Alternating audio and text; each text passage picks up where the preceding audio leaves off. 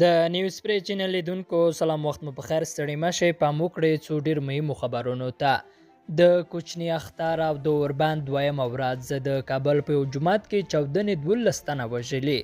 دا سمال چې افغان حکومت او طالبانو په کوچنی اختر کې اوربند اعلان کړی ولې دا ورځ هم له تاوتریخوالي خالي نه دي.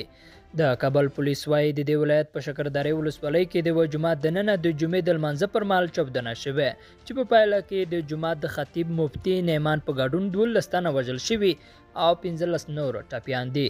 د کابل د پولیسو ویاند فردوس پرامرز ازادي راډیو ته وویل چاودنه د شکردرې ولسوالۍ د مراد بیګ سیمې په حاجي بخشي جومات کې شوې. د اختر لومړۍ ورځ هم له ورته چاودنو سره مله وه. په دې ورځ لږ تر لږه 11 ملکي وګړي د ماینونو په چاودنو کې وژل شوي وه.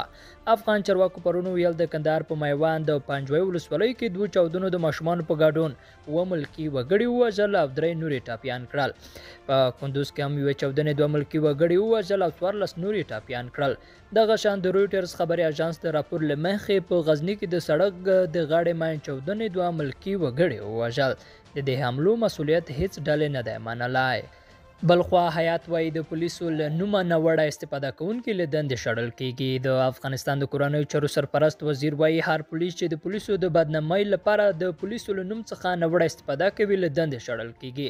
حیات الله حیات دا څرګندونې په هرات ولایت کې د پولیسو، ملي امنیت او ملي اردو ترمنځ پر همغږۍ د ټینګار په وینا پر مهال وکړې.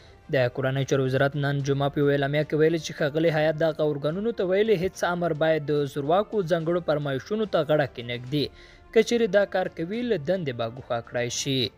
او دفاع وزارت وایي د کندهار هوایي ډګر د پوځي اډې مسؤلیت اردو ته سپارل شوی. د افغانستان دفاع وزارت وایي تر دې وروسته به افغان ځواکونه د کندهار هوایي ډګر له پوځي اډې د تروریزم پر وړاندې د مبارزې لپاره کار اخلي. د دغه وزارت مرستیال وایاند فواد امان نن جمعه ازادي راډیو ته ویل امریکایي ځواکونه د کندهار هوایي ډګر د پوځي اډې مسؤلیت ملي اردو ته سپارلی. تر دې وروسته به د افغانستان دفاع وزارت له دې پوځي اډې د تروریزم پر وړاندې د مبارزې لپاره کار اخلي. افغان لوري ته د امریکایي ځواکونو لخوا د پوځي اډو او کمپونو د سپارلو لړۍ په بریا سره روانه ده. لیدونکو له ملتیا مننه، ښې چارې.